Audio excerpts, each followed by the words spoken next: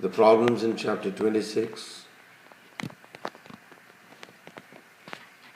First one, you have a 9-volt battery and you only wish to apply 4 volts. So you need a voltage divider. So you got to divide the resistors into 4 ohms and 5 ohms, because then the current would be 1 amp and the voltage across the 4 ohms would be 4 volt, while across the 5 ohms would be 5 volt. Now that is called a potential divider. And this is a simple use of Ohm's law, first to find the current and then to find the voltage. Question 2, each bulb is identical, so they all have the same features, and because they're connected in series, each one uses 13.75 volts. So the resistance of each one is, by Ohm's law, the voltage divided by current. And then the power each one produces is the product of V and I, 5.78. In 3, you've got to look at the figure carefully. You see 820, which is R1 and R2 are connected in parallel. So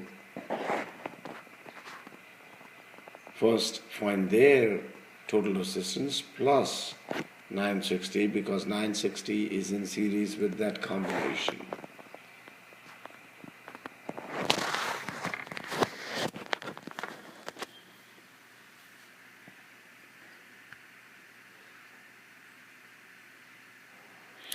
That gives 1331.7, and in the B part, you got to find the current, which is voltage divided by resistance.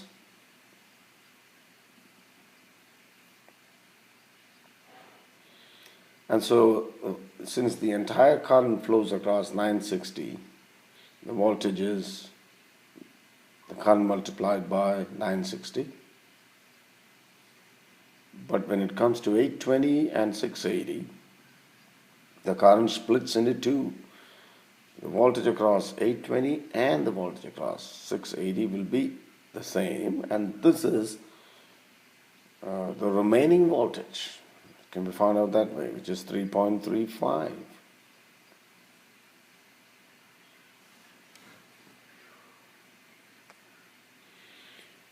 In question 4, you have to carefully look at the junctions A, B, C. Then you will see that R1 and R2 are in series, and that combination is in parallel with R3.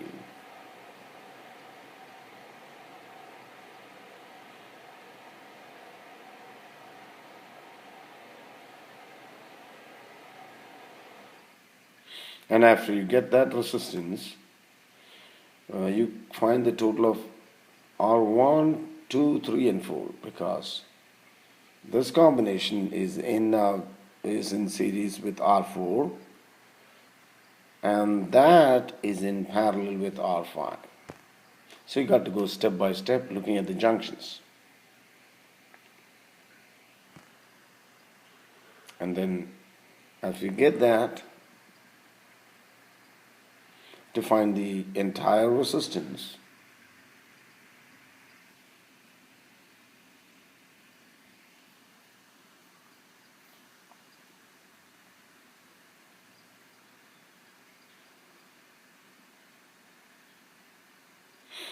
you notice that R1 to 5 is connected in series with R6. So the final equivalent resistance is 13 by 8 R. Question 5. when you connect them in series, they use only 1/4 the power. So that's the circuit that represents them connected in series. And then this shows how they would be connected in parallel. And the voltage in each case is 110.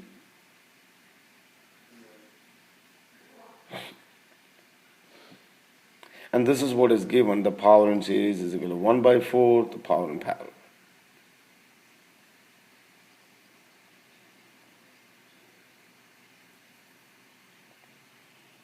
Now there are three formulas for power. We have to use V squared by R because the resistances and the voltage are the same in this case. I mean the individual resistances and the voltage. Therefore, using that formula, the V squareds get cancelled and resistance in series is 4 times the resistance in parallel. And it's just the sum of the two in parallel. It is the product multiplied by the sum. So knowing that, now it's just a case of rearranging, cross multiplying and then separating the resistance out to calculate the unknown resistance.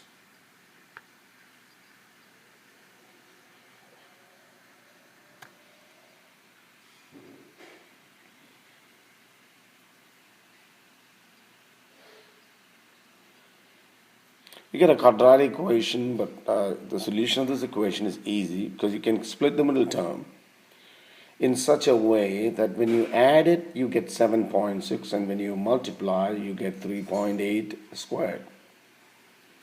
Therefore, you know that there's only one solution to this question, and it is 3.8.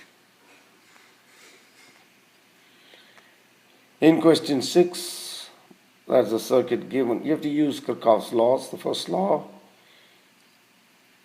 applied at junction A, the current coming in is I3, should be equal to I1 plus I2. Then applying Kirchhoff's second law in AHDCA and DE,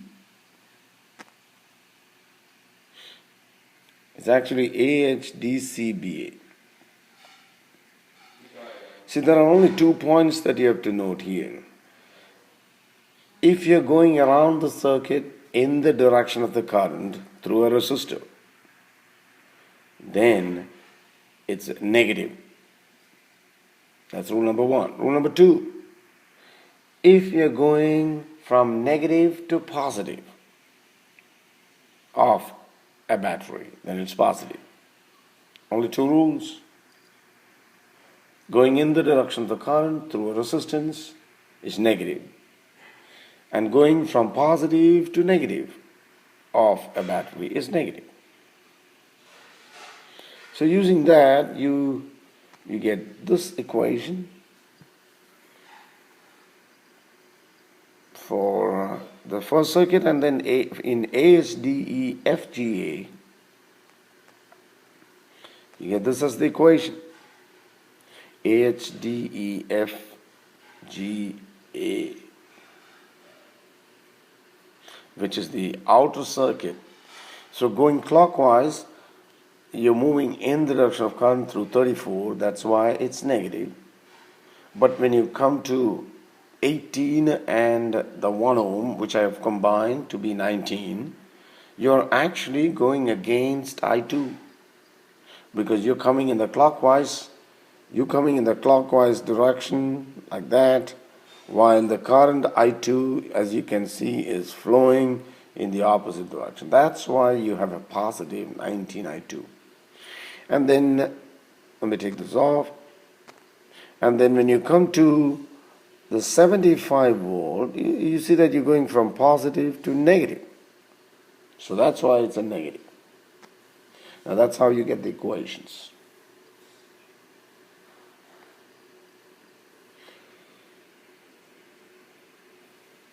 And if you have 3 unknown quantities, you at least need 3 equations.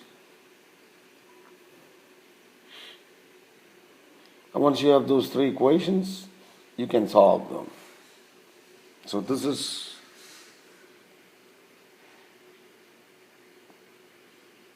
the equation that is simplified in that way.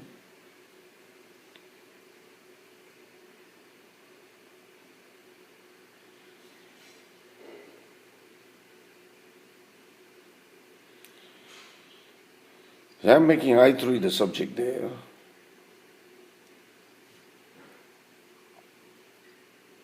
So now I3 is in terms of I1.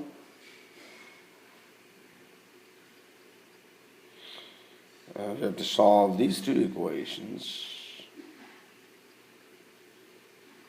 after eliminating, because you got to have the two equations with the same two variables.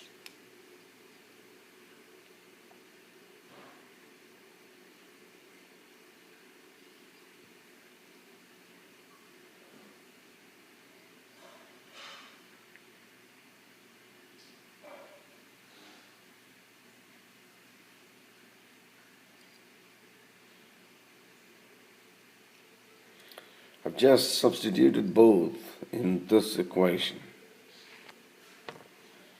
So I3, I have I3 here, the equation for I3 here, and I've just put I1 and then the entire thing for I2. So that's how I've got it. And from this I'm going to get the value of I1.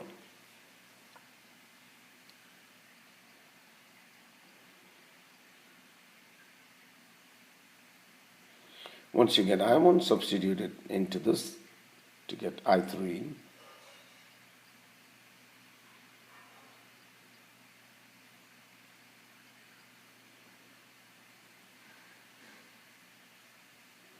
And then again use both I1 and I3 to get I2 in this equation.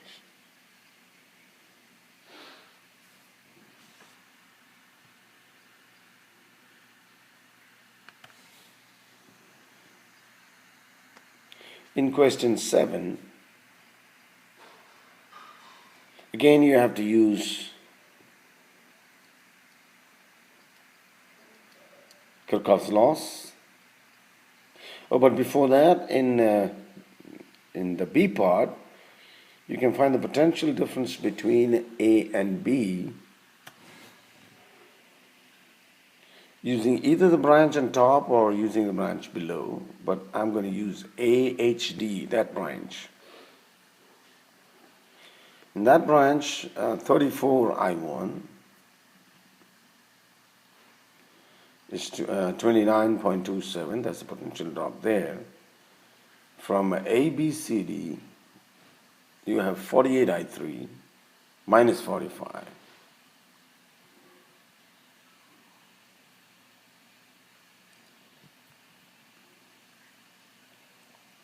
So either way, you get the potential drop between A and D as about 29 volt.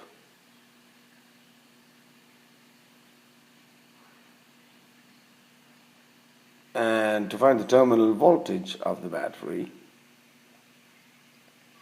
for 75, it's 75 minus I2 times 1. Remember that 1 ohm is the internal resistance of the battery. So you lose a certain voltage there.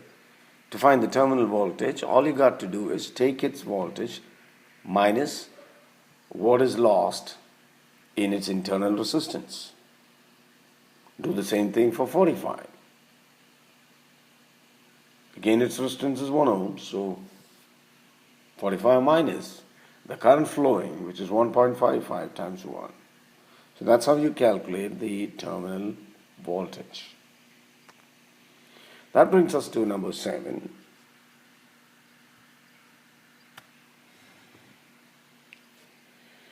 So in the lower mesh, as you go in the counterclockwise direction.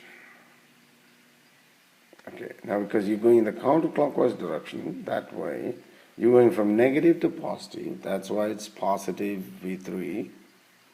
But then when you get here, you're going in the direction of the current, so it's negative 18I2 is equal to 0, from which you can find I2.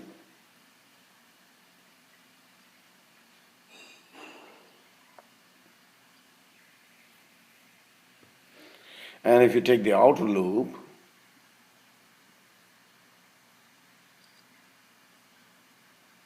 this is what you get.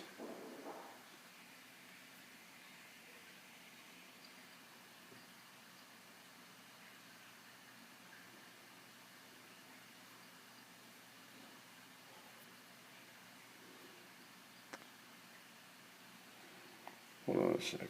So 9, if you go to the positive, and then plus 18 minus. So actually, you're not taking the outer loop. I notice that I've taken the top loop. I've taken the top loop going in the counterclockwise direction to get this equation, and that gives me I1. And those are the magnitudes, and the directions are as shown. Because I got both as positive, that means the assumed directions are correct. In equation 8, again, another use of Kirchhoff's laws. Label the currents. Looking at the batteries, it has to flow from positive to negative. Wherever you can make it out.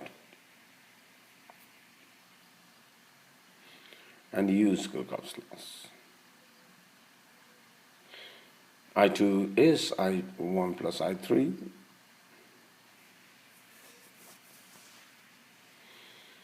A, B, E, F, A. That's the top loop. Going in the clockwise direction. Going from negative to positive, E1 is positive. Going in the direction of current, so minus I1 R1. You're again going in the direction of current I2, so minus I2 R2 is equal to 0. So the same thing. Do the same in BCDEB, which is the lower loop.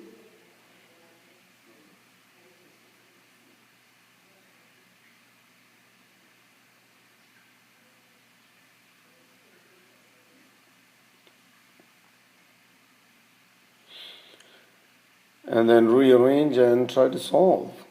Substitute for I1 so that you have both equations with the same variables.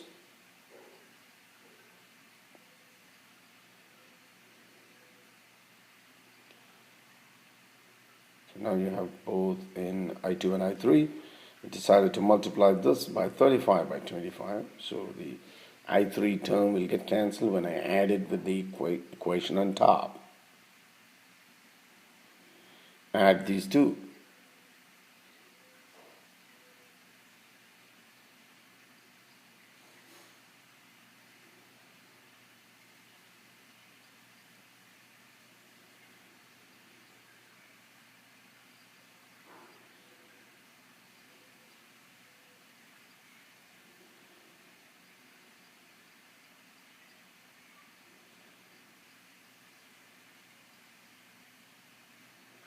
Substitute the value of I2 into that equation to get I3.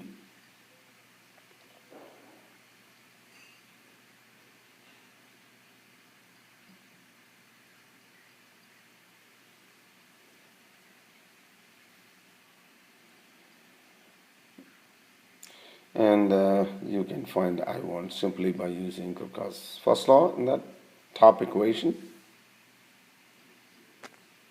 Ninth question. It's about an RC circuit, and it's about charging it. So that's the equation, and remember that time constant is R times C, and the formula for energy of a capacitor is 1/2 Q squared by C. Substitute for Q, and we can call that entire term maximum potential energy. So UM there, and the problem says that U is 0.75 UM, so the UMs get cancelled, and it's just math from there on. You got to change the exponential into natural log. Before that, get rid of the square root of the square by taking the square root on either side, rearranging. So now you get minus t by tau is natural log of 0.134. The negative is there, so you can rearrange that. Both negatives cancel and you get t is 2.01 times the time constant. Now in the last question, it's an RC circuit and it talks about, wait a minute.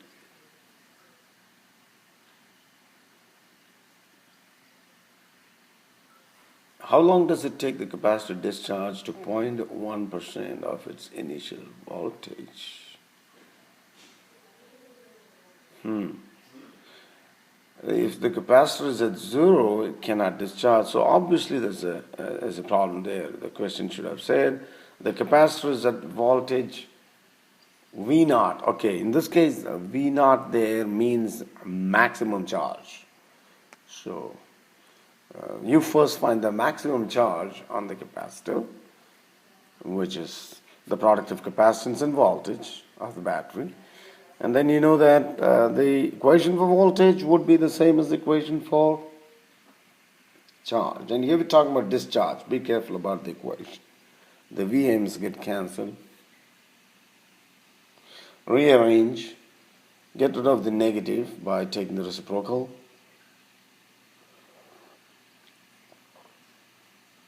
And find T.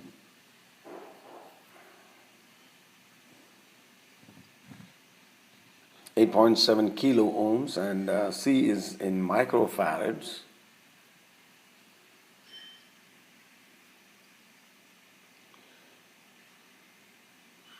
And you get it as 0.18 seconds. All right.